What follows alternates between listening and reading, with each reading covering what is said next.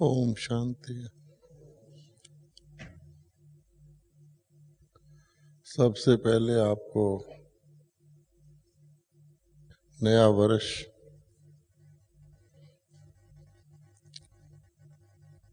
और वो भी संगम युग के नए वर्ष की चढ़ती कला के और उड़ती कला के नए वर्ष की बहुत बहुत बहुत क्या हो, मुबारक हो, मुबारक हो, मुबारक हो।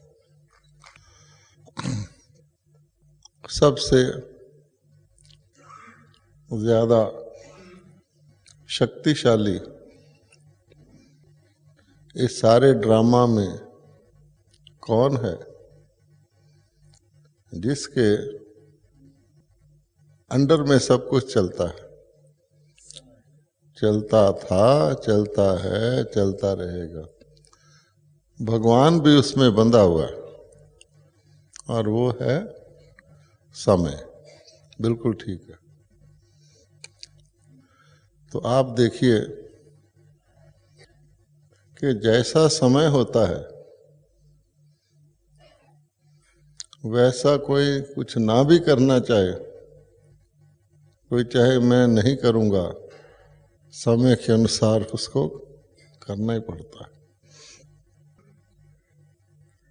रात्रि का समय है तो रात्रि के समय में लौकिक तौर पर भी आप देखेंगे क्या होगा। आंखें तो हैं, ये दो आंखें की बात कर रहे हैं, तीसरी की अभी नहीं करते। आंखें तो हैं लेकिन क्यों नहीं देख सकते?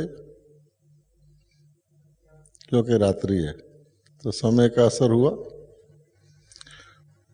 वही आंखें जब दिन चढ़ जाता है तो अपना काम शुरू कर देती हैं।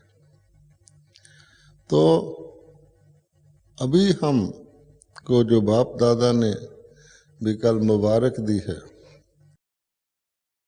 वो मुबारक और दुनिया वालों की मुबारक में एक फर्क ये है कि हमारी मुबारक संगम युग की है और उनकी मुबारक कलयुग अंत की कहो है। तो संगम युग का पहला डेफिनेशन क्या है कि सारे कल्प में केवल मात्र चढ़ती कला का समय केवल मात्र क्या है? संगम युग। तो कोई ना भी चढ़ना चाहे, संगम युग में आ जाए, ब्राह्मण बन जाए, गलती से भी बन जाए, एक्सीडेंटली बन जाए, किसी कारण से भी बन जाए, जैसे कोई राजा के घर पैदा हो जाए, लंगड़ा भी पैदा हो जाए, अंधा भी पैदा हो जाए, तो क्या होगा? उसकी पालना कैसी होगी? उसकी अपनी लिमिटेशन है, लेकिन उसकी पालना तो राज्य प्रिंस के तौर पर ही होगी ना। तो ब्राह्मणों को पहला नशा, क्योंकि हमारे को नशे कायम रखने हैं, सबसे ज़्यादा ये है कि हम ब्राह्मण बन गए, बाबा मिल गया, संगम युग पर आ गए। दुनिया के लिए कोई भी युग हो, हमारे लिए क्या है? संगम युग। एक बच्चे को पिताजी ठीक बस में बिठा दें, अहमदाबाद जाना है, तो बच्चा पहुंच ही जाएगा क्योंकि ठीक बस में बैठ गया है। तो हमारे को पहली खुशी तो ये है। तब बाबा कहता है कि तुम्हारे लिए जो हो रहा है बहुत अच्छा, और जो होगा तो उसकी पीछे शक्ति क्या है? समय की बलिहारी है। अब हम यहाँ जब आए तो आपको पता है कि आत्मा के मन की स्पीड बड़ी तेज है ना? मन की स्पीड क्या है? एक संकल्प, पावरफुल, शक्तिशाली एक संकल्प। तो यहाँ आते ही एक संकल्प में हमें याद आ गया 1955 और आज कितना है 2008, उसके बीच का इतिहास बहुत फास्ट फिल्म की तरह आंखों के आगे घूम गया। क्योंकि मैं यहाँ पर सबसे पहले 1955 में आया था। कहाँ आया था? ये जो सामने वाला पांडव भवन है? और उस पांडव भवन का चांदनी चौक जिसको कहते हैं, है ना आगे जो स्थान है, वहाँ आया था। तो जो ओरिजिनल जिसको कहते हैं संदलवुड फॉरेस्ट में, चंदन के वृक्षों के जंगल में कहो या वृक्षों के बगीचे में, जो ओरिजिनल वृक्ष होते हैं उनकी खुशबू दूर दूर तक बाकी भी पकड़ लेते हैं और उनमें से भी वो खुशबू आती है। तो यहाँ से फैली हुई वो जो हमारी तो वाइब्रेशन वाली खुशबू है, आज सारे वर्ल्ड में पहुँच गई हो। और ये ओम शांति भवन तो बिल्कुल सामने ही है, लेकिन बाबा कहता है सामने, समीप, सामने, समाया हुआ, इसमें फर्क है।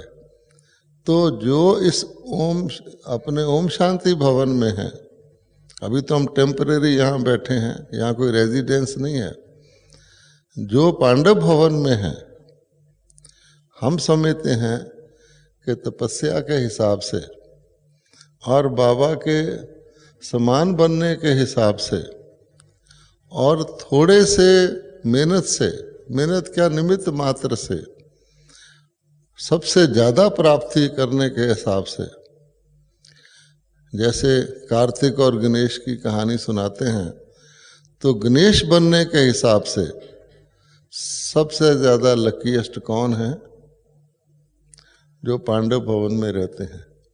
हर एक को ये सौभाग्य नहीं मिलता। ब्रह्मा बाबा ने तपस्या कहाँ की?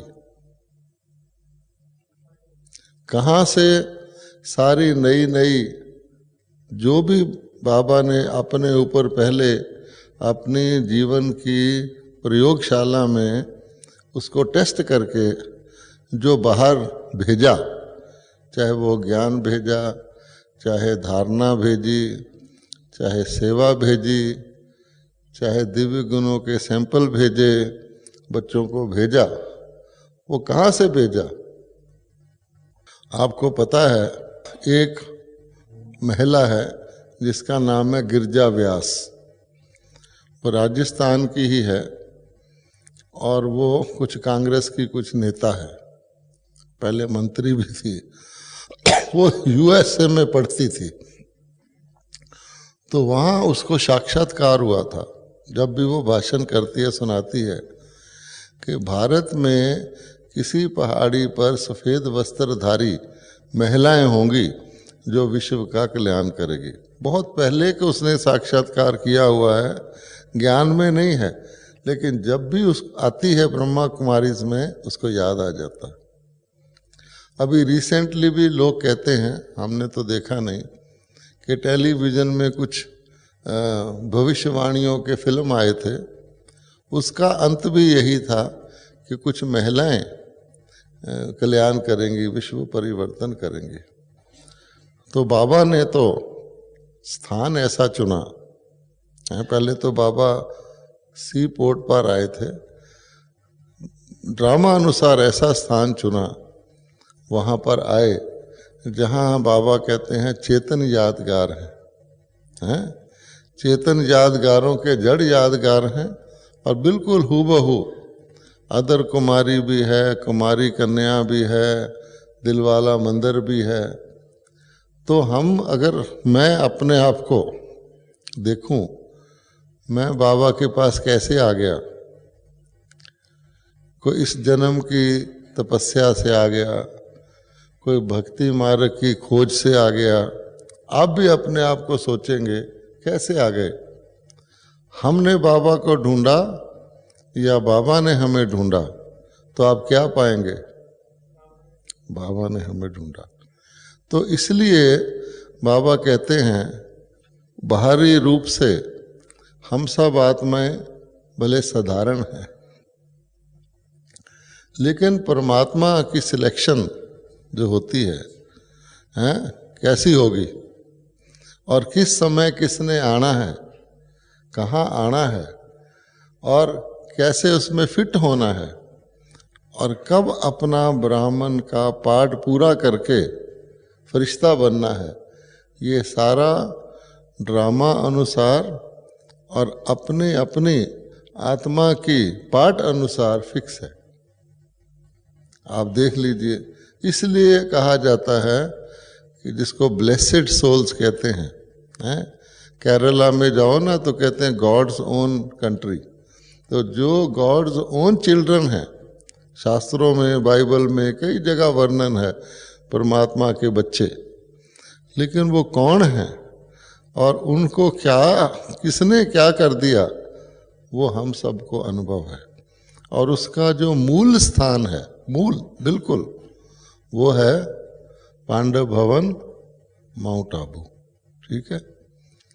तो कई बार बाहरी रूप से देखते हैं, कई समझते हैं पांडव भवन पहले जो था उसमें और रौनक थी, अच्छा अभी पांडव भवन में और रौनक है, रौनक तो नीचे चली गई, ऐसे ऐसे सोचते हैं। कोर्सेज तो ज्ञान सरोवर में होते हैं, नहीं, बेसिकली हमें तो रौनक से निकलना है।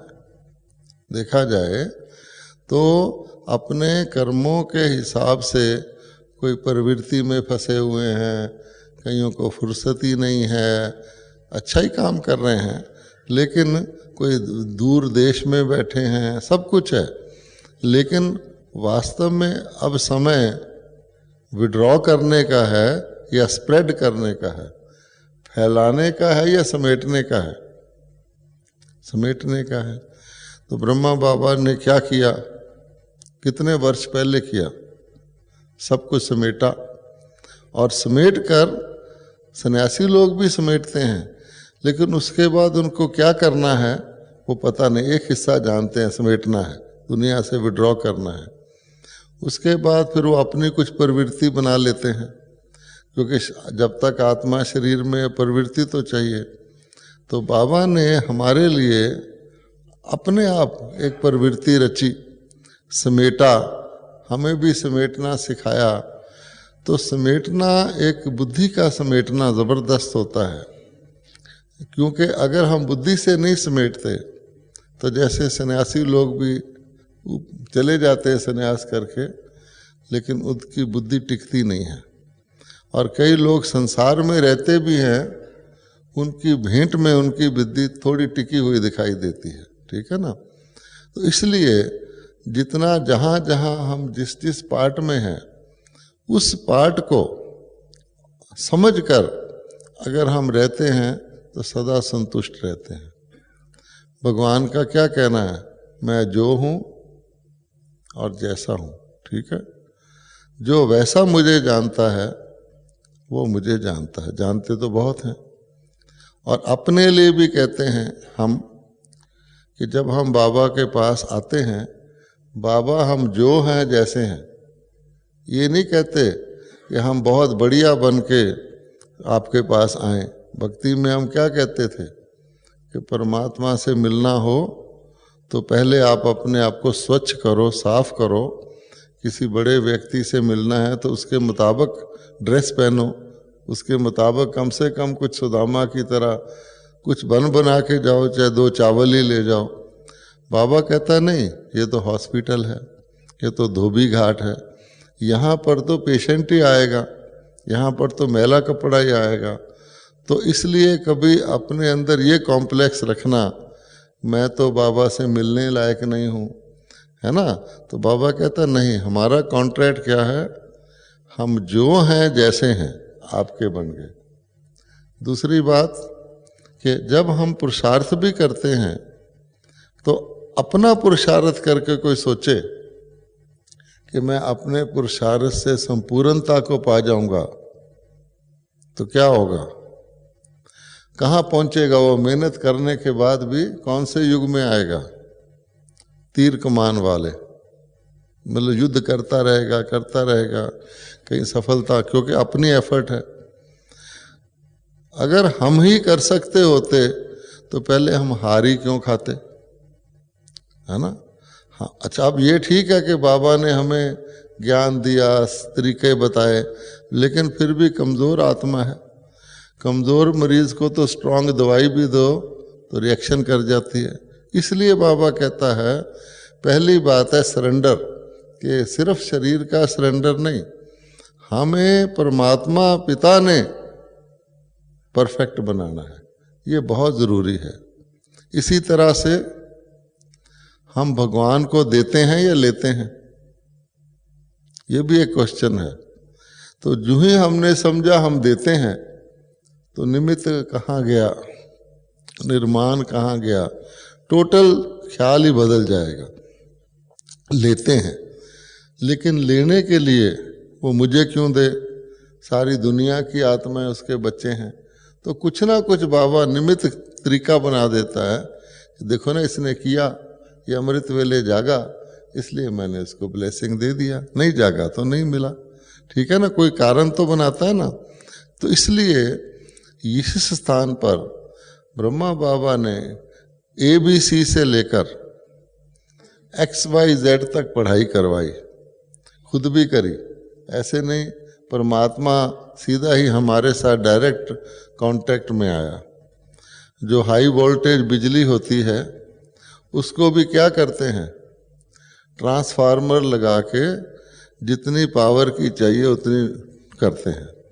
जब बच्चे को दूध पिलाते हैं तो भी उसमें कुछ पानी वानी मिला के उसको हल्का करते हैं। तो इसी प्रकार से बाबा ने कौन से बच्चों को लिया? गुलजार दादी हमेशा कहती है, बाबा कहते थे तुम विश्व कल्याण करोगे, कहती थी मैंने तो विश्व का नक्शा ही नहीं देखा, मैप ही नहीं देखा है। फिर सारी स्टोरी सुनाती है। इसलिए हमें बाबा ने क्या से क्या बनाया। तो शुरू में जब हम यहाँ आते थे, आप हैरान होंगे कि बाबा के कमरे में जिसमें अब हम बैठते हैं अभी भी कितना सादा है।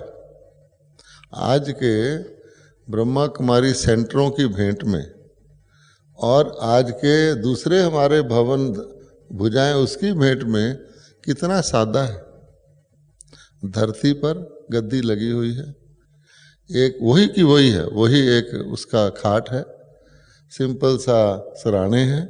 और जितना ये कमरा है इससे आधा होता था, ये भी नहीं था, इसमें आधा को डबल किया गया है। हम लोग जाके याद में बैठते हैं, हाफ। जो पहला दरवाज़ा है उस तक ही होता था बस। आप सोचिए कि सारी विश्व की स्थापना करने वाला कैसे रहता था। दूसरे में फल रखते थे और फल को भी बाबा देखता था रोज जाके, कोई ख़राब ना हो जाए, ओवर राइप ना हो जाए, जो पके हुए फल हैं इसको यूज़ कर लिया जाए। आज तो बाबा हमें शक्तियाँ यूज़ करने का, गुणों को यूज़ करने का, तो कोई चीज़ वेस्ट ना जाए, ये बाबा का ध्यान रहता था। इतना सादा बाबा, इतना सादा कि जो ड्रेस बाबा की शिव बाबा ने फिक्स कर दी उसको चेंज नहीं किया। क्यों नहीं किया? बाबा कहता था साक्षात्कार होना है। अगर मैं रोज़ भिन्न भिन्न ड्रेस पहनने लग जाऊं तो साक्षात्कार में तो लोग कंफ्यूज हो जाएंगे। देखो कितना ध्यान पहले से ही। और कभी किसी माता ने प्यार से कोई स्वेटर बुन के ले आए बाबा के लिए, कोई मफलर बना के ले आए, उसका सम्मान रखने के लिए बाबा एक बार पहन लेता था, लेकिन दूसरी बार कभी वो बाबा के शरीर पर नजर नहीं आता था। तो कभी बाबा ने कभी भी अपने लिए कभी भी कोई एक्स्ट्रा चीज स्वीकार नहीं की और किसी को पता भी नहीं लगा। अब इन रिट्रोस्पेक्ट जब शिव बाबा बताते हैं कि ब्रह्मा बाबा देखो निराधार रहता था, किसी के हेल्प से चलता नहीं था, इरेक्ट बैठता था, सीधा बैठता था। और अभी तो बताया कि लास्ट दिन भी शरीर लास्ट दिन कमज़ोर था, फिर भी पूरा पार्ट फुल बजाया। तो ये क्या सिद्ध करता है कि शरीर में रहते हुए शरीर को निमित्त बनाया हुआ था। दादी जी का भी एग्जाम्पल है। एक डॉक्टर जिसने दादी जी को अटेंड किया, उसने एक प्रोग्राम किया ORC दिल्ली में। उसने सुनाया कि मेरा स्पेशल पेशेंट था दादी जी, और जब मैं पूछता था आप कैसी हैं, कहती थी मैं बिल्कुल ठीक हूँ। कहता था कि मैं एज ए डॉक्टर देखता था, लोग देखते थे इनके शरीर में ये हो रहा है। कहता हमने 10 बार पूछा जब बीच बीच में, मैं बिल्कुल ठीक हूँ। तो कहते एक दिन में बैठ के मैंने पूछा, दादी आपके शरीर में ये सब कुछ है, फिर भी आप कहते हैं आप कैसी हैं? तो आप हमेशा कह देती हैं बिल्कुल ठीक हूँ, इसका अर्थ क्या हुआ? मेरी समझ में नहीं आता। तो डॉक्टर ने, दादी जी ने कहा तुम क्वेश्चन ही रॉन्ग पूछते हो। अब देखो, तुम प्रश्न ही रॉन्ग पूछते हो। तुम पूछते हो आप कैसी हो, मैं तो आत्मा हूँ। अगर तुम पूछो आपका शरीर कैसा है, फिर मैं आपको जवाब दूँ। उसने पब्लिक में सुनाया, 300 डॉक्टर इकट्ठे थे। तो कहने का मतलब ये है उस स्थिति में रहना। और उसमें बाबा क्या कहते थे, थोड़ा सा रहता है दादी का, जरा सा, उसको भी पूरा करना है, ताकि बिल्कुल ही शरीर के उस सारे हिसाब किताब चुकतू करके जाए। और थोड़ा सा देखने वालों में कितना लगता था और बाकियों का कितना होगा, सोचने की बात है। इसलिए ब्रह्मा बाबा ने खुद भी अपनी लाइफ में, हमने ब्रह्मा बाबा को 55 से देखा। एक बार ब्रह्मा बाबा का शरीर रिपेयर होना था, बाबा बॉम्बे गए, हम उनके साथ गए। हॉस्पिटल में क्या हुआ फर्स्ट डे से देखा। वो बड़ी ही सीखने वाली कहानियाँ हैं, और उससे सीखकर व्यक्ति को, जैसे कहते हैं ना, कल भी बाबा ने कहा है बेस्ट तरीका क्या है, आप करो, आपका ऑटोमेटिकली जो आप करोगे दूसरा उसको ऑटोमेटिकली खींच लेगा। जैसे चंदन के वृक्ष की खुशबू दूसरे वृक्ष खींच लेते हैं। तो बाबा करता था और हम उसको देखते थे। मैं खुद लौकिक तौर पे इंजेक्शन लगाने से डरता था। यानी स्कूल के दिनों में जब बरसात में हमें फैमिली डॉक्टर कॉलरा का टीका लगाने आता था, मैं भाग जाता था। मुझे पकड़ पुकड़ के लाया जाता था, 2 आदमी पकड़ते थे, हाय हाय करके मैं ऑर्डिनरी इंजेक्शन लगवाता था। और मैं ज्ञान में आ गया, ज्ञान बहुत समझ लिया, पर मैं सोचता था कि और सब ठीक है, पैसे का नुकसान कोई परवाह नहीं, रिश्तेदार कोई शरीर छोड़ जाए कोई परवाह नहीं, लेकिन अगर मेरे शरीर को कोई रोग हो गया फिर मेरा क्या होगा, मैं सोचता था, क्योंकि वो भय था। यहाँ हम बाबा को देखते थे, बाबा ज्ञान सुनाए बगैर तो रहता ही नहीं था। चाहे इंजेक्शन लगवा रहा हो, चाहे किचन में हो, चाहे सीढ़ी चढ़ रहा हो, ज्ञान ही ज्ञान, ज्ञान ही ज्ञान। जैसे हमें कल कहा बिजी रहो, हैं तो बाबा तो उसका काम ही ये था। जब बॉम्बे में लौकिक रिश्तेदार जिन्होंने 60 साल बाद बाबा को देखा था, कोई थे, देखने आ गए दादा कैसा है, तो उन्होंने क्या कहा कि ये तो वैसे का वैसा ही है, हमारे तो दांत भी निकल गए, हमारे तो हड्डियां निकल आई, ये वैसे का वैसा ही है। तो बाबा ने किसी एक को भी ना लौकिक नाम से पुकारा, ना उससे कोई लौकिक बात की। जो आया ज्ञान ही ज्ञान, उसको मतलब चांस ही नहीं कि पूछे दादा आप ना, बिल्कुल। इसी प्रकार से यहाँ भी बाबा ज्ञान ही ज्ञान, ज्ञान ही ज्ञान। तो इसलिए उसने जो किया उसका रिजल्ट क्या था, हमने देखा बाबा इंजेक्शन लगवा रहा है, बाबा को कुछ नहीं हो रहा। धीरे धीरे हमको ताकत आई। एक दिन हमको बड़ा ऑपरेशन भी कराना पड़ गया, तो मैंने देखा था बाबा कैसे ऑपरेशन कराया है। ऑपरेशन थिएटर से बाहर निकलकर पहली बारी ही जब बाबा बात करने लगे तो बिल्कुल ठीक, पता ही नहीं किसी को, नर्सों से बात कर रहे हैं, हम लोगों से एग्जाम्पल दे रहे हैं, आपको ऐसा एक्यूरेट होना चाहिए, जैसे नर्सें देखो एक्यूरेट हैं।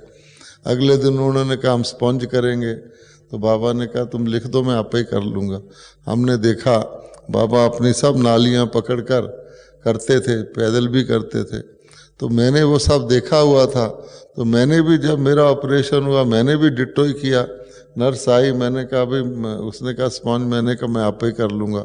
नालियाँ उसी तरह पकड़ी, फिर पैदल भी उसी तरह किया क्योंकि देखा था। और विल पावर बाबा से हमने सीखा कि इतनी विल पावर यानी निश्चय कि बिल्कुल टेस्ट भी आता है ना, कईयों को टेस्ट आता है तो लौकिक साधन और अलौकिक शक्ति को मिला के पास करते हैं कि भाई हाँ ऐसा हो जाएगा। मान लो बिल्कुल भोजन ना मिले तो मैंने थोड़ा सा रखा भी हुआ है लौकिक और ज्ञान की शक्ति भी मिलाकर पास करते हैं। तो बाबा बच्चों को उस कोने तक ले जाता था कि बिल्कुल लौकिक है ही नहीं कुछ साधन, फिर भी बाबा वो सब बाबा की तरफ ही देखते थे, बाबा कैसे चलाएगा वो चलाता था। हर प्रकार की परीक्षाएं आती थी, छोटी मोटी नहीं, हर प्रकार की बाबा ने पास किया। हमने बच्चे के तौर पे सीखा। हम बड़ी दीदी से पूछते थे, आप कैसे, कोई भी बात होती है कैसे उसका फैसला करती हो? कहती मैं करती ही नहीं, मैं बाबा के साथ इतना समय रही हूँ, मैं देखती रही बाबा इस चीज़ में क्या करता है, इस चीज़ में क्या करता है। बस जैसे वो परिस्थिति आती है मैं सोचती हूँ बाबा ने क्या किया था, मैं कर लेती हूँ। अब देखो शुरू में बाबा ने हमको कछुए का मिसाल दिया, ठीक है, कि देखो बच्चा कछुआ जैसे अंग फैलाता है, अंग इकट्ठे कर लेता है, तुम भी इस संसार में काम करो, अपने अंग इकट्ठे कर लो। अच्छा, आज बाबा कौन सा मिसाल देता है? फरिश्ते का, हैं कि फरिश्ता बन जाओ, बॉडी में आओ, फिर फरिश्ता बन जाओ, फिर बॉडी में आओ, साकारी बनो, आकारी बनो, साकारी बनो, आकारी बनो। इतना फर्क हो गया। आज की डेट में अगर हम कछुए में पर चढ़ के दिल्ली भी जाना चाहें तो कितना टाइम लगेगा, है ना?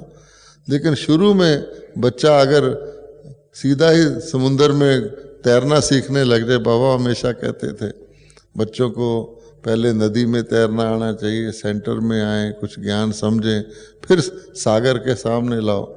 सीधा सागर के सामने आएगा तो एक लहर आई तो क्या होगा बेचारे का, हैं? उसके लिए तो बहुत अजीब लगेगा, इधर का उधर भी हो जाएगा, इसलिए उसको समझना चाहिए। तो हमने देखा कि स्टेप बाय स्टेप बाबा ने धीरे धीरे, हमें पता ही नहीं लगा कैसे बाबा ने ज्ञान की, ये ज्ञान ही ऐसा वंडरफुल हमारे गीता पाठशाला है कि रिफाइनमेंट करते गए, लेकिन साथ ही फर्स्ट लेसन को भी साथ रखा। आज भी आप कोई भी मुरली सुन लोगे तो फर्स्ट लेसन भी होगा, बीच वाले भी होंगे और जो लेटेस्ट है वो भी होगा। यानी पहली केजी से लेकर पीएचडी तक की पढ़ाई रोज ही चलती है। क्यों? कि हमारा पाठशाला ही ऐसा है। हाथ उठवाओ, आधे तो नए हैं। अब बताओ, नयों को आप बैठ के अलौकिक ज्ञान सुनाओ, उनके पल्ले पड़ेगा? नहीं। और पुराणों को आप बैठ के एबीसी पढ़ाना शुरू कर दो, वो कहेंगे ये तो हमने पढ़ा हुआ है।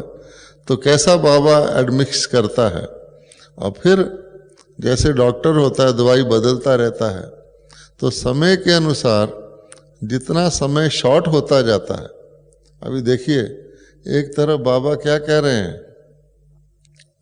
कि अब ऐसा समय आ गया है कि समय की संपूर्णता किसी भी वक्त संभव है, ठीक है। ये हमें बताता है कि हम उस छोर से लेकर इस छोर तक कहाँ तक पहुँच गए हैं। लेकिन साथ साथ आपको पता ही नहीं लगेगा कि भाई जैसे नॉर्मल ढंग से मुरली चलती है, चलेगी, उसमें साधारण बातें भी होंगी, बीच की बातें भी होंगी और बहुत हाईएस्ट बातें भी होंगी, क्योंकि पाठशाला ही ऐसा है। एक टीचर है, एक क्लास है, चाहे कोई किसी वक्त ज्वाइन कर ले, उसको संपूर्ण बनने का पूरा मार्जिन है। तो इसलिए हम देखते हैं कई ब्राह्मण सोचते हैं हम तो बाद में आए, हम तो बाद में आए, हमने साकार को देखा नहीं, साकार से पालना नहीं लिया। जो साकार से पालना लेने वाले हैं उनको वो बड़े स्नेह से देखते हैं कि देखो इन्होंने साकार से पालना लिया हुआ है। अच्छा, अभी 2 दिन पहले भी एक पॉइंट चल रहा था कि निराकारी स्थिति अच्छी है या साकारी स्थिति अच्छी है ना? साकार अच्छा है या निराकारी स्थिति अच्छी है, पॉइंट है हमारे लिए। आप देखो कि पहले निराकारी का बाबा ने बताया कि निराकारी तो आपकी परमानेंट स्टेज है, अनादि आपकी स्टेज है। और एक मुरली में बाबा ने कहा है कि आपकी इमूवेबल प्रॉपर्टी निराकार लोक ही है सिर्फ, बाकी सारी मूवेबल है। चाहे सतयुग भी आएगा, गोल्डन एज आएगा और जाएगा, फिर आना पड़ेगा, वो परमानेंट है। इतना उसका वैल्यू है। जैसे किसी व्यक्ति का जन्म स्थान होता है लौकिक, तो उसकी डेड बॉडी को भी वहाँ ले आते हैं। जैसे बेगम भुट्टो की डेड बॉडी को वहाँ ले गए, तो इतना उसका कनेक्शन होता है। यहाँ तो बॉडी का सवाल नहीं, सोल्स का सवाल है। तो इतना बाबा कहता है, और उसमें ना तुम्हें दुख है ना सुख है, परमानेंट शांति है, वहाँ बाबा रहता है, वो आपका लक्ष्य है अभी का। लेकिन दूसरी तरफ बाबा कहता है वो कौन सी चीज़ है जो शिव बाबा के पास भी नहीं है, अव्यक्त बाबा के पास भी नहीं है, एडवांस पार्टी के पास भी नहीं है, हमारी दादी जी के पास भी अब नहीं। वो कौन सी चीज़ है? शरीर। तो अगर आप इस हिसाब से देखें, वो भी ब्राह्मण शरीर, अमूल्य शरीर, उस हिसाब से देखें तो हम अपने आत्मा तो शरीर से ही व्यक्त होती है, बाबा को भी शरीर लेना पड़ता है व्यक्त होने के लिए। तो इतनी वैल्यूएबल चीज़ जो हमारे पास है, जिसके द्वारा बाबा कहता आप मनसा को भी चलाना हो तो कैसे चलाओगे? परम धाम में मनसा चलेगी? अच्छा, वाचा को भी चलाना हो तो कैसे चलेगी? अच्छा, श्रेष्ठ कर्म भी करना हो, चलो गुणों का दान करना हो या गुणों से, तो बाबा कहता आपका कर्म श्रेष्ठ कर्म, कोई रोटी बनाना को श्रेष्ठ कर्म, वो भी कर्म है। लेकिन जिसको बाबा ने सबका कर्म बताया है वो क्या है? चेहरा और चलन, नशा होना चाहिए। तो वो चेहरा और चलन, शरीर साकार होगा तभी तो दिखेगा। लोग बाबा कहता आपकी मूर्तियों से प्रेरणा लेते हैं, जबकि मूर्तियाँ आज के कलाकारों ने बनाई हुई हैं, फिर भी वो मुस्कुराने वाली चेहरा बनाते हैं। अब बाबा कहता मूर्ति तो आपकी मुस्कुरा रही हो हर वक्त, और आप किसी वक्त मुस्कुरा रहे हो और किसी वक्त ना मुस्कुरा रहे हो, वो भी आपका चित्र कोई देख ले तो उसको डाउट होगा कि नहीं।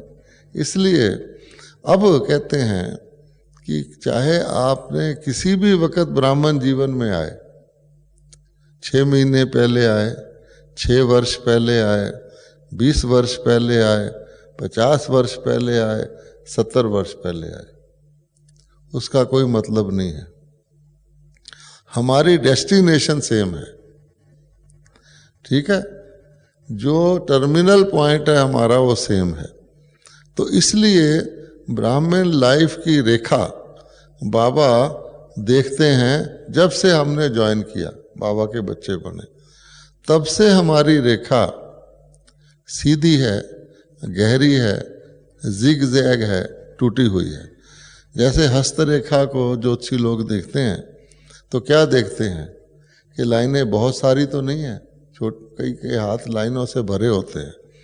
अच्छा, स्पष्ट हैं, गहरी हैं और स्ट्रेट हैं, क्रुकेड तो नहीं है, इसी टूटी हुई तो नहीं है। किसी की लाइन टूटी हुई देखकर एक अज्ञानी भी कह देता है तेरी जीवन को खतरा है भाई, है ना। तो अब बाबा कहता है जो हो गया हो गया। 2007 31 दिसंबर तक जो हो गया हो गया, अच्छा ही हुआ। क्या अच्छा हुआ कि हम कायम तो हैं, आज की डेट में हम बाबा के बच्चे तो हैं, शरीर में तो हैं। ये कम बात है क्या? हमें ही चांस है आज के बाद आगे बढ़ने का, कईयों को तो नहीं है। कई हमें कहते हैं हम पहले आ जाते, तो मैंने कहा ड्रामा को समझो, हो सकता है तुम पहले आके भगंती हो जाते, है ना। तुम्हारा जिस वक्त आना ठीक था बाबा ने वही निश्चित किया, ठीक है कि नहीं। हर एक का पार्ट होता है। अब फॉरेनर पहले आ जाते तो क्या होता, उनको इस प्रकार के ना साधन थे, ना विज्ञान के साधन थे, था ही नहीं, तो क्या करते बेचारे, भाग जाते। इसलिए बाबा कहता है ड्रामा में हर चीज़ को ठीक मानना। हमने एक बारी न्यूयॉर्क में भाषण किया था, right is right, wrong is also right. अच्छा, उसका विषय ये रखा था। तो लोग पहले सोचें ये कैसी बात बोल रहा है भाई, हैं, right is right, wrong is also right. लेकिन उसका भाव यही था कि ड्रामा के मुताबिक सब चीज़ ठीक है ना, तो आप हिले जुलेंगे नहीं, गड़बड़ में नहीं आएंगे, डिस्टर्ब नहीं होंगे। तो हमारी रेखाएं, चलो कल जो बीत गया 31 दिसंबर 2007, तब तक कैसी भी रही हूँ, कैसी भी रही हूँ। अब प्रश्न ये है, कोई घोड़ा रेस में पीछे भी चल रहा हो, लेकिन अगर वो अंत में मेकअप करके आगे आ जाता है तो जिसको कहते हैं लास्ट सो फास्ट। अब बाबा ने हमें, क्योंकि मैंने आपको बताया बाबा हमारी मेडिसिन का फार्मूला बदलता रहता है, और बाबा वैद्य रोगियों का मतलब सबसे बड़ा सर्जन भी है, सबसे बड़ा शफा देने वाला भी है। तो इसलिए बाबा कहता है अब से लेकर अगर हमें अभी भी पूरा करना है, तो बाबा ने छोटा मोटा कल आसान सा फार्मूला बता दिया। क्या? अखंड। उस शब्द की का सार क्या है? अंडरलाइंड वर्ड अखंड। अखंड मैंने क्या होता है हम सब जानते हैं। सिख लोग अखंड पाठ करते हैं, कई लोग अखंड रामायण का पाठ रखवाते हैं। अखंड मैंने जिसके बीच में गैप ना आए, ठीक है। अगर गैप आएगा तो उसमें से कोई घुस जाएगा। लोग चेन भी बनाते हैं, ह्यूमन चेन बनाते हैं, तो क्या होता है उसमें सब पकड़ लेते हैं एक दूसरे को, बीच में रास्ता नहीं छोड़ते। अच्छा, अब बाबा ने कहा अखंड के क्या फायदे हैं? एक तो आपकी रेखा सीधी हो जाएगी, दूसरे किसी को उसके बीच में घुसने का, तोड़ने का मार्जिन नहीं, दूसरे जिग जैग करके रेखा को लंबी करने का मार्जिन नहीं, जिसको बाबा साइड सीन कहता है। कि साइड सीन एक तो होते हैं जो रास्ते में अपने आप आए, और एक होते हैं हम साइड सीन पर चले जाएं, अपने आप ही साइड सीन क्रिएट कर लें। दिल्ली जाएं तो आगरा भी देखे आए, है ना। कभी कभी वो आरसी में लोग आगरा देखने आते हैं, मैं उनको यही कहता हूँ बीके कि देखो एक मूर्ख राजा ने अपनी पत्नी के मुंह में एक मकबरा बना दिया, वो जाने, उसका काम जाने। हमें क्या हुआ है जो हम उसको देखने जाते हैं? मुझे बताओ, हैं? वो हंसते हैं। इसी प्रकार से हम अपने लिए शॉर्टेस्ट कोर्स, ब्रह्मा बाबा ने कभी भी, हम ब्रह्मा बाबा को कहते थे बाबा ये चैरिटी कर दें, बाबा ये कर दें। बाबा कहता था देखो आपका सिंगुलर ऑब्जेक्टिव क्या है? ज्ञान यानी ईश्वरीय मार्ग पर चलना और चलाना।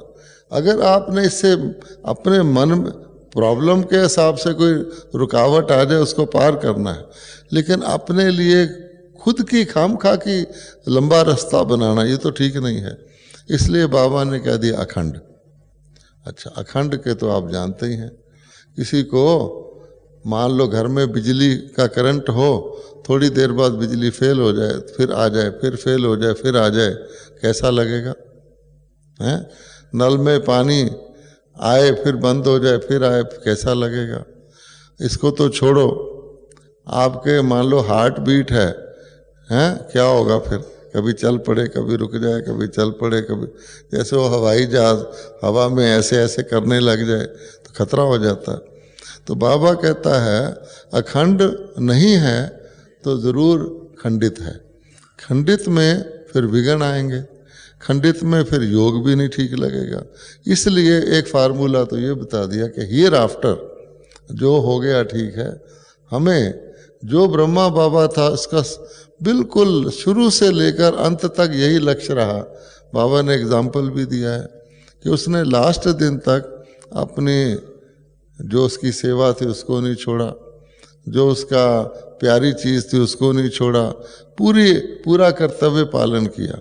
इसकी भी शक्ति कैसे मिली उनको? इसलिए कोई आदमी, कोई आत्मा अगर इसकी एंटाइटल्ड ना हो तो उसको ऐसी डिफिकल्ट सिचुएशन आ जाएगी वो कर ही नहीं सकेगा।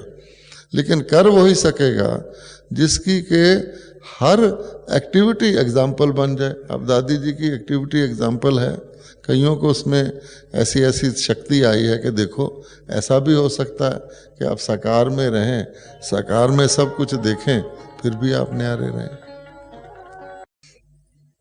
इसलिए बाबा ने अगर हम यज्ञ की हिस्ट्री को भी देखते रहें, अब मम्मा हमारी मातेश्वरी जगदम्बा सरस्वती बहुत जल्दी अव्यक्त हो गई, ठीक है। उसने तो भारत के बहुत सारे सेंटर भी नहीं देखे, लेकिन कल बाबा ने क्या बताया कि उत्तर प्रदेश बहुत लाडला है, क्योंकि उन्होंने बाबा मम्मा से पालना ली हुई है। साकार बाबा मम्मा वहाँ गए, यानी उनका वहाँ जाना ही सारे प्रांत को, सारे संगम युग के लिए पावर दे गया। तो मम्मा ने कैसे इतना उच्च पद पाया? आप सोचो, बाबा कहता है विश्व की आत्माओं को संदेश दो, हैं ईश्वरी सेवा करो। तो मम्मा ने क्या किया कि अगर आप देखें विड्रॉल के हिसाब से, समेटने के हिसाब से, हमें अगर गॉडली सर्विस भी करते हैं, योग भी लगाते हैं, गुण धारण भी करते हैं, खूब भाग भाग के सेवा भी करते हैं, अल्टीमेट उसका पर्पस क्या है? स्वयं को संपूर्ण बनाना, यही है ना। तो मम्मा ने स्वयं को संपूर्ण बनाने पर ध्यान दिया, अपने जीवन को थोड़े से, जितना समय मम्मा रही, आइडियल बनाया। थी तो वह ब्रह्मा कुमारी ही, बाकियों की तरह थी, लेकिन सबको अपने आदर्श के जो बाबा ने कहा वो किया, जैसे हुआ वो किया, जो मुरली में आया उसका रूप बन गई, आदर्श दिखाया, जो माँ कहलाने लायक हो गई। हमने तो मम्मा को देखा है कि मम्मा की माँ भी होती थी, लौकिक माँ, और वो यज्ञ की संदेशी थी, ऑफिशियल संदेशी थी, भोग लगाती थी। तो वो भी उनको मम्मा कहती थी, बाबा भी उनको मम्मा कहते थे, और वो उनकी माँ मम्मा की गोद में जाया करती थी, जैसे हम जाते हैं। और देखते ही देखते, आयु तो मम्मा की छोटी थी, लेकिन उनके शरीर में, शारीरिक आकृति में भी इतना परिवर्तन आ गया, वो मम्मा लगती थी। तो ये सिद्ध करता है कि उन्होंने, आज वो कैसे सेवा कर रही हैं। अगर मम्मा आज सेवा ना करे तो ग्लोबल सेवा कैसे हो? उन्होंने जिनकी सेवा की, जिनके अंदर अपने गुण शक्तियां भरी, उन्होंने आगे भरी, और वो शक्तियां आज भी काम कर रही हैं। जैसे एक सीड से, बीज से जो रूट्स होती हैं वो सब शक्ति खींच लेती हैं। रूट्स से पहले 2 पत्ते खींच लेते हैं, फिर लास्ट पत्ते तक वो शक्ति ट्रांसफर होती रहती है ना। क्योंकि रूट्स अपने लिए तो कुछ नहीं खींचती, और जड़ भी अपने लिए कुछ नहीं खींचती, ट्रंक भी अपने लिए कुछ नहीं खींचता, आगे पास ऑन करता जाता है। तो मम्मा आज भी कैसे सेवा कर रही है? Through others. इसी प्रकार से अगर हम देख, उसने अपने आप को संपूर्ण पहले कर लिया। तो अगर, तभी बाबा कहता है दोनों प्रकार का ध्यान रखें, अल्टीमेट पर्पस हमारा स्वयं को संपूर्ण बनाना है। चाहे लंबे रास्ते से बना लो, चाहे छोटे रास्ते से बना लो। प्योर स्पिरिचुअलिटी से बनाओगे तो जल्दी हो जाएगा, और अगर मिक्स करके बनाओगे तो धीरे धीरे, उसमें भी ड्रामा है, धीरे धीरे फिल्ट्रेशन होगा। लेकिन आपको, हमें अपने जो कुछ हमारे ने सीखा है उसको पास ऑन करके, तो बाबा का दूसरा सबक क्या था कि आपको जो खजाने मिले हैं वो अगर आपने यूज़ नहीं किए, चाहे आपके पास टाइम कम है, चाहे आप बिज़ी हैं, चाहे आपने सोचा, खजाने को देखकर ही खुश हो जाते हैं, हाँ हाँ मेरे पास है, यूज़ नहीं किए, तो आपके जो 3 अकाउंट हैं उसमें से 2 अकाउंट बढ़ेंगे नहीं, और हमको तीनों अकाउंट बढ़ाने हैं, पुण्य का खाता, दुआओं का खाता और सेल्फ है। हाँ, तो इसलिए बाबा कहता है कि ये आपकी तो एक एक थॉट की, एक एक घड़ी की प्रारब्ध के ऊपर सारी आगे निर्भर करता है। और बाबा ने डायरेक्ट लिंक करके भी बता दिया। तो साकार बाबा भी यही करते थे। अब हम आपको 2-4 एग्जाम्पल सुनाते हैं साकार बाबा के। वो और ढंग से करते थे। क्या किया, एक बार मैं आया यहाँ, तो साकार बाबा जिस दिन बच्चे जाते थे कोई सौगात देते थे, जो सिस्टम आज भी है। तो लास्ट दिन बाबा को सौगात देते थे, तो जैसा बच्चा और जैसी रिक्वायरमेंट हो देते थे।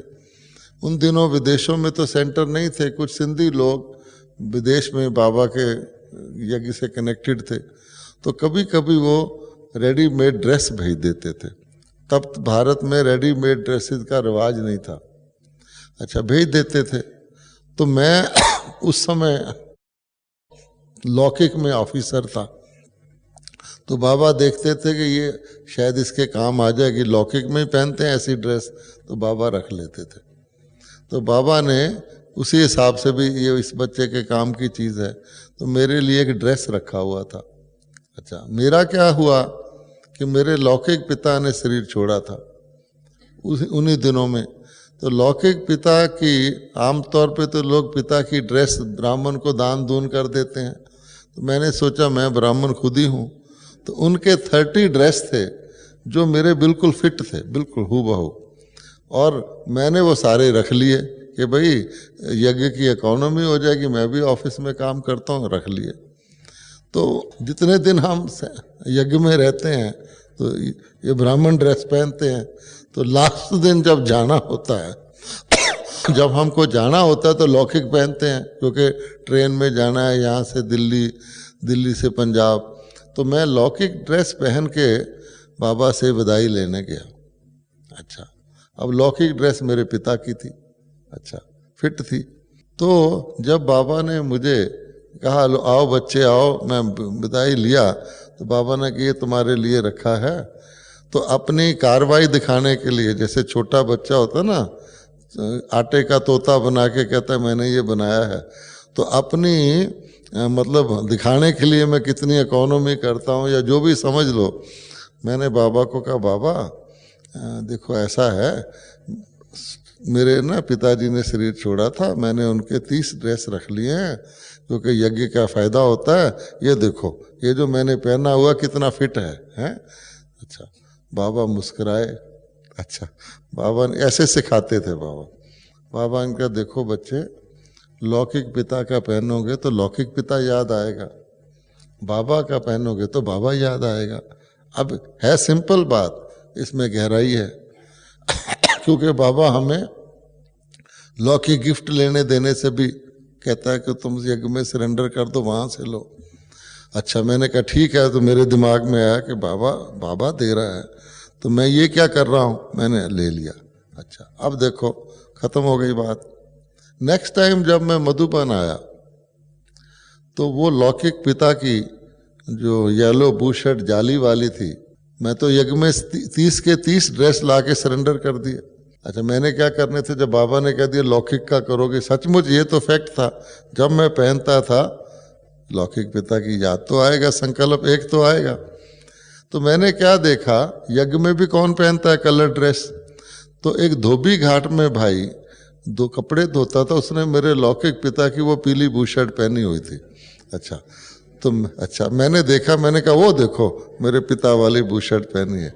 तो फिर मुझे फिर ख्याल आया कि देखो वो सरेंडर भी कर दी, तब भी मेरा उसमें ध्यान जा रहा है कि मेरे पिता की है, मेरे शरीर पर रहती तो मेरे कितने संकल्प चलते। इस तरह बाबा हमको शिक्षा देते थे।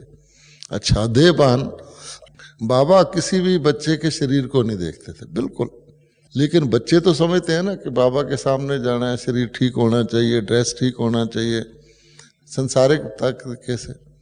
तो एक बार मैं मधुबन आया, जब मधुबन आया तो हमारे वक्तों में ट्रेन लंबी होती थी, काले कोयले वाली ट्रेन होती थी, दूर से आते थे, 48 आवर्स का सफ़र था। तो कर कुर के मेरी ड्रेस काली हुई थी, चेहरा भी काला, मिट्टी, खिड़कियाँ उन दिनों खुली होती थी ट्रेन की। अच्छा, बस स्टैंड में आ गए। फिर मैं कंजूस भी था कि भाई चलो यज्ञ का पैसा थोड़ा फ़ायदा कर लो, तो मैंने एक भाई, एक ही सूटकेस था, एक होते थे ना वो प्रेम वाले, उसको लेकर मैं बैक रास्ते से आ गया मधुबन। तो 2:15-2:30 बजे थे, तो सब लोग अपना नाश्ता वगैरह करके खाना खा के सो गए थे। तो मुझे मिला ऊपर एक एरोप्लेन कहते हैं जो 2 गुंबज है, वो 2 कमरे हैं, तो मुझे ऊपर का एरोप्लेन मिला। मैं जाके थका थकाया शरीर, ऐसे स्नान नहीं किया, कुछ नहीं, खाने का सवाल, तो मैं जाके पैंट सहित, बूट सहित जो खाट थी उस पर लेट गया ऐसे कि चलो 1 घंटा रेस्ट करते हैं, फिर चाय वाय पीकर स्नान करेंगे। अच्छा, इतने में मुझे बाबा की खड़ाओं की आवाज़ आई। बाबा वुडन खड़ाओं पहनते थे, तो ऊपर आ रहे थे बाबा। मैंने कहा लो भाई बाबा आ गया हैं। तो मैं तो ऐसे बैठा हूँ, तो ड्रेस भी नहीं चेंज किया, होलडाल भी, बिस्तरा भी ऐसे बंद किया हुआ काला। तो मैंने क्या किया, और कुछ नहीं किया, अपने रूम को बाहर से बोल्ट करके बाहर आ गया। मैंने कहा कम से कम मुझे ही देखेंगे, ये तो नहीं देखेंगे इसने क्या कुछ कर रखा है। अच्छा, बाबा आए। हमेशा बाबा के साथ 2-4 बच्चे तो रहते ही थे, और बाबा ज्ञान सुनाते हुए आते थे। आए तो सीधे आकर छत पर, वहाँ पानी की टैंक है, तो पानी की टैंक के पास चले गए, पानी की टैंक को खुलवाया और बोलने लग गए कि देखो बच्चे, जैसे इसमें जंक लग गया, रस्ट लग गया है, इसको घासलेट, जिसको बाबा कैरोसिन कहते थे, उससे साफ करना है। इसी तरह आत्मा में भी जंक लग जाता है, उसको ज्ञान के घासलेट से साफ करना है। ऐसी बात कर रहे थे। मैं भी जाके खड़ा हो गया। अच्छा, बाबा ने कहा बच्चे आए हो, ये कहा और पूरा करके चले गए। ना बाबा ने मेरी ड्रेस देखी, ना वो देखा, कुछ भी नहीं। लेकिन उस इतने 1-2 आधे मिनट के मिलने के बाद मैंने क्या देखा, जैसे कहते हैं ना साधुओं के संग जो अंग होते हैं वो शीतल होते हैं, ऐसे ऐसे। मैंने क्या देखा कि जो मेरी स्थिति बाबा के उससे पहले थी, बहुत थका हुआ शरीर, ये वो, 1 घंटा तो मुझे लेटना ही था और ड्रेस चेंज करने का भी ख्याल नहीं। तो मेरी सारी वो दूर, जैसे किसी में करंट आ जाए, और मैं जंप करके 3-3 सीढ़ी जाके नीचे जाके चाय वगैरह बनाई। उसके बाद मुझे उस रेस्ट करने की ज़रूरत नहीं पड़ी। तो उससे मैंने सीखा कि ये जो हम संसारिक रूटीन सिस्टम से समझते हैं रिफ़्रेश होने की क्या डेफिनेशन है, टायर्ड होने की, यहाँ ज्ञान में लागू नहीं होती। यहाँ ग्रेविटी लागू नहीं होती, हम एंटी ग्रेविटी हैं। तो आत्मा के तौर पे रिफ़्रेश होने का फार्मूला दूसरा है। कल भी बाबा ने कहा कि अगर आप आलस और अलबेलेपन में 1 सेकंड भी गवाते हो, इसका मतलब वो आपने वेस्ट किया, और उस वेस्ट का, उस सेकंड का एक संस्कार भी है कि 1 सेकंड गवाया तो और भी गवाएंगे। कितना महत्व है। अब अगर ये करोगे तो फिर वो जो दूसरी बात कही है कि समय की संपूर्णता अचानक हो सकती है, फिर आप जागृत अवस्था में नहीं रह सकते, तुम्हारी जागृति भी दूसरी है। इस तरह से है। इसी प्रकार से बाबा स्वयं कितना अपने आप को एडजस्ट करके बच्चों को खुश करते थे, उसका भी एक एग्जाम्पल है। लंच के बाद, भोजन के बाद बाबा कुछ बच्चों को बुलाकर उनसे खेलते थे, कार्ड्स को मिक्स करके ना कुछ खेल खेलते थे। मुझे भी एक बार ही बुलाया तो मुझे वो कार्ड्स खेलने नहीं आते थे। तो बाबा ने कहा कि तुम मैंने कहा बाबा मैं तो जानता ही नहीं ये। बाबा ने कहा क्यों, तुम क्लब में नहीं जाते? क्योंकि वैसे तो मैं कंपनी में ऑफिसर था। मैंने कहा बाबा मैं क्लब में सिर्फ जाता हूँ साल में 2 बार उसका ऑडिट करने, कि वहाँ शराब कितनी है बोतल में, फलाना स्टॉक कितना है, और वैसे मैं क्लब में नहीं जाता, मैंने क्या लेना है जाके। तो बाबा ये एक्सपेक्ट, क्योंकि मैं थोड़ा सन्यासी टाइप का भी था, जो अपने काम की चीज़ है करो नहीं तो नहीं। बाबा ये कहते थे तुम किसी भी एक्टिविटी में पूरा हिस्सा लो, लेकिन उसमें अपने आप को ठीक करके रखो। मैं अवॉइड ही कर देता था। अच्छा, उन्होंने मुझे सिखा दिया, आसान सा था। तो हर रोज़ मुझे टेस्ट पड़ गया कि भाई भोजन के बाद जाना है, बाबा के साथ खेलना है। तो बड़ा मज़ा आता था, बाबा के साथ खेल रहे हैं। अच्छा, नॉर्मली हम लोग ही हारते थे, क्योंकि बाबा के हारने का सवाल मुश्किल था। कुछ भी करो हम हारते थे, और एक गेम हारने के बाद बाबा हमसे नाक से ऐसे करवाते थे 2-3 बार, उसमें भी हम खुश होते थे। एक दिन क्या हुआ, बाबा ने नहीं बुलाया, और मैं बाबा के कमरे के बाहर घूम रहा था कि कब बाबा बुलाएगा, टाइम हो गया। तो मैंने, लच्छू बहन बाहर निकली, तो मैंने कहा, लच्छू दादी बाबा ने बुलाया नहीं। कहती ठहरो मैं पूछ के आती हूँ। अच्छा, वो गई, कहती हाँ बाबा ने कहा अपने साथियों को ले आओ। तो जो भी लोग थे मैं इकट्ठे करके ले आया।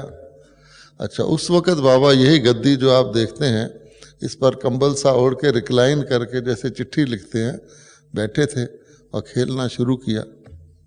तो पहली गेम में बाबा हार गया। अच्छा, अब हम बड़े खुश अंदर से, क्या बाबा को कहेंगे, हैं? अच्छा, अंदर से ये था बच्चों को। तो बाबा उस वक्त तो एज ए मतलब साथी ही खेलते थे ना। अच्छा, लेकिन मैंने देखा कुछ फर्क है। मैंने लच्छू से कहा, लच्छू बाबा ठीक है, तबीयत ठीक है? उसने कहा बाबा को 103 बुखार है। अच्छा, अब 103 बुखार में भी बाबा ने बच्चों का दिल रखने के लिए ये नहीं कहा कि आज गेम नहीं होगा, बुला लिया। इससे आप समझ सकते हैं कि कितना बाबा कि कितना वो क्या होगा, आप समझ सकते हैं। अच्छा, इसी तरह से बाबा का लौकिक बच्चा नारायण, जो अब भी आते हैं ना, बॉम्बे में रहते हैं, वो भी छुट्टियों में आ जाते थे। अच्छा, हम भी आ जाते थे। तो बाबा अपने लौकिक बच्चे को कभी भी अपने साथ गद्दी पर नहीं बिठाते थे। मालूम मैं जाऊंगा तो मुझे वहां बैठाएंगे, नारायण को सामने बैठाएंगे। उससे भी एक दिल को फख्र होता है, देखो बाबा अपने लौकिक बच्चे से भी ज़्यादा लौकिक को प्यार करता, तो खुशी तो होती है ना।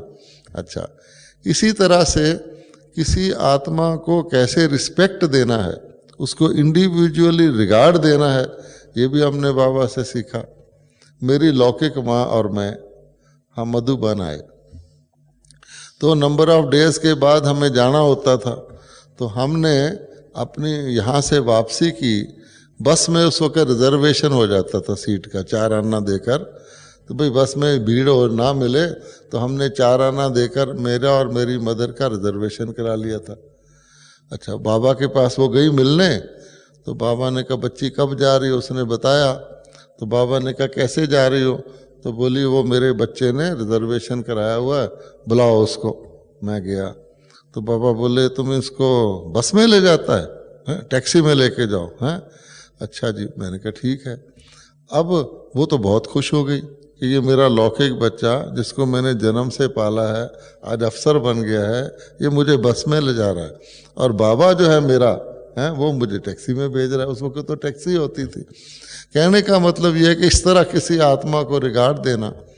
अच्छा, किसी का छुड़वाना हो, कोई वीकनेस, हंसते हंसते वो कैसे बाबा छुड़वाता था। अच्छा, मुझे आम खाने का शौक था, अभी भी है। अच्छा, क्या हुआ कि बाबा के साथ जो भी फैमिली आती थी, उन दोनों फैमिलियां तो थोड़ी थी, हमारी एक फैमिली थी उसमें। तो वन टाइम बाबा फैमिली के साथ भोजन करते थे मिलकर। तो एक जो हमारी फैमिली का भोजन था वो एक दिन फिक्स था, तो हम गए, तो उस भोजन में आम थे। अच्छा, तो मेरी मदर को पता था कि मैं आम शौक से खाता हूँ, तो बात करते रहे, भोजन करते रहे। तो मेरी मदर ने बहुत ही धीरे से टेबल के नीचे से अपना आम मेरी तरफ खिसका दिया है जी। उसको पता था ये खाता है, माँ को तो होता ही है। जैसे कल एक को मैंने रिबन दिया, वो जो बाबा का रिबन है, वो 3 थे, पति पत्नी और बच्चा, 2 रिबन दिया। तो मैंने अपने भाई को कह दिया देख लेना बच्चा और वो आएगा, वो दूसरा नहीं आएगा, बच्चे से मोह है ना। इसी प्रकार से उसने खिसका दिया और बिल्कुल पता नहीं लगा। मैंने भी बड़ी धीरे से ले लिया और बाबा बातचीत करते रहे, बिल्कुल पता नहीं, हमने समझा ही नहीं कि बाबा ने देख लिया होगा। अच्छा, चोरी करने वाला जितना कॉशियस रह सकता है वो तो बाबा था उससे भी ज्यादा कॉशियस रह के हमने ले लिया। अच्छा जी, अब पूरा हो गया भोजन, सब हो गया। उसके बाद जब जाने लगे तो बाबा ने कहा लच्छू इधर आओ, जाओ एक बास्केट में आम भर के लाओ। अच्छा, और मुझे दे दिए ये लो। तब मैंने समझा कि बाबा ने देख लिया है और बाबा ने ये कि अच्छा। उसके बाद मैंने सोचा भाई ये बाबा ने क्यों दिया। तो एक क्वीन मदर होती थी, उसको भी किसी चीज़ का शौक था, उसने मुझे सुनाया था अनुभव कि बाबा का तरीका होता है, पता नहीं क्या चीज़ वो कहती, मैं शायद आम था या कुछ था, कहती उसके बाद मैंने आज तक उस चीज़ को यूज़ ही नहीं किया। अच्छा, फिर तब से लेकर आज तक जब बाबा अव्यक्त हुए हैं, कहीं से भी दुनिया में पैदा करके मैं भोग के लिए आम जरूर लाता हूँ, चाहे सारी दिल्ली घूमना पड़े एक, क्योंकि मुझे वो याद आता तो मुझे बड़ी खुशी होती है। कई बार कच्चा हो तो मैं उसको पकाता रहता हूँ, पक्का हो तो थैले में हाथ में पकड़ के लाता हूँ, लेकिन वो एक कांटेक्ट वो मेरा एक जैसे एस्टेब्लिश हो गया। अच्छा, फिर इसी तरह से हमने दादी का भी देखा। दादी में वही करंट था। एक बार दादी ने विदेश जाना था और शांति स्तंभ पे सब लोग बैठे थे विदाई देने के लिए। तो मैं ऑफिसर था, पैंट पुंट पहना हुआ था, तो आया तो दादी ने मुझे कहा टोली की होती ना, टोली की थाली ये पकड़ लो। और तो मुझे सेकंड का ख्याल आया, मैं तो ऑफिसर हूँ, ये कोई और क्यों नहीं पकड़ लेता, कोई मेरे मन में आया और किसी को पता नहीं। अच्छा जी, तो मैं अभी दादी ने कहा, दादी और सोचने लगी, कुछ बात करने लगे, तो 10 सेकंड हुए होंगे, मेरे मन में ये आया। तो ऐसे ही दादी ने मेरी तरफ देखा तो मुझे बड़े जोर से करंट लगा, ऐसे सचमुच ऐसे लगा। मैंने चुपचाप पपेट की तरह वो थाली पकड़ लिया। अच्छा, और मैं दादी के साथ वो दृष्टि देती गई, टोली देती गई, दृष्टि देती गई, टोली देती गई। एंड में आके मैंने देखा मैं इतना हल्का, इतना खुश और इतना मुझे बॉडी लेस फील हुआ। मैंने कहा रे ये तो तुम गलती कर रहे थे कि टोली की थाली नहीं दे, तब तक मुझे पता नहीं था ये बड़ा भाग्य है कि ये टोली की बांटना दादी के साथ। इस तरह से हम लोग सीखते रहे हैं। अच्छा, मेरे लिए मशहूर था कि इसको टोली खाने का बहुत शौक है, तो समोसा मिल रहा है तो सब पहले मुझे डबल दे देते थे, सबको पता था डबल, इसको डबल देना है। मैं भी बड़ा खुश होता था, चलो मशहूरी से डबल तो मिलता है। अच्छा, फिर होते होते एक दिन मैंने सोचा ये क्या बात है, सब एक एक लेके सेटिस्फाई हो जाते हैं। यज्ञ में रहते होंगे, मैं शायद वहाँ बाहर से आता हूँ, दूसरे दादियाँ लेती ही नहीं, क्या है, क्यों? मेरे अंदर सचमुच इच्छा है 2 ले लूं और ये एक एक लेके चुपचाप चले जाते हैं, शायद डिसिप्लिन में रहते होंगे, दादियाँ खाती ही नहीं, क्यों? फिर मैंने सीखा कि एक दिन मुझे कहा गया तुम टोली बांट दो, तो मैंने टोली बांट दिया। उस दिन टोली बांटने के बाद मुझे जब मेरी टोली मिली तो मेरी उसमें जरा भी इच्छा नहीं थी। बांटने से ही मुझे इतनी सेटिस्फैक्शन हो गई थी, मुझे बिल्कुल नहीं था कि टोली में खाऊं। तो इसी तरह से मैंने देखा कि दादियाँ क्योंकि बांट देती हैं, उसके बाद लगता है हमने खा लिया, तो सूक्ष्म भी रहते हैं। और तो बाबा ने कल की मुरली में सब चीज़ को सूक्ष्म कर दिया, क्योंकि कई हमारे भाई बहन प्रवृत्ति में रहते हैं, कोई लौकिक प्रवृत्ति में रहते हैं, कोई अलौकिक प्रवृत्ति में रहते हैं। सार ये है कि उसने सेवा का भी डेफिनेशन बदल दिया, मनसा सेवा कर दिया, कर्मणा के भी बदल दिया, गुणों की कर्मणा बता दिया, है ना, वाचा का भी बदल दिया कि इसलिए अब हर एक कोई ये नहीं कह सकता कि मुझे सेवा का चांस नहीं है, मुझे प्रोग्राम बना के दो, मैं तो इसमें बिजी हूँ, तो अलौकिक कर दिया। तो कहने का भाव ये, हमारी पढ़ाई स्टेप बाय स्टेप बढ़ती भी जा रही है और कंडेंस भी होती जा रही है, फिर भी हमको मार्जिन रहता है कि आज से भी हम शुरू कर लें और जो बाबा कहता उसको पूरा करें तो we can be mail train में चढ़ सकते हैं। ओम शांति।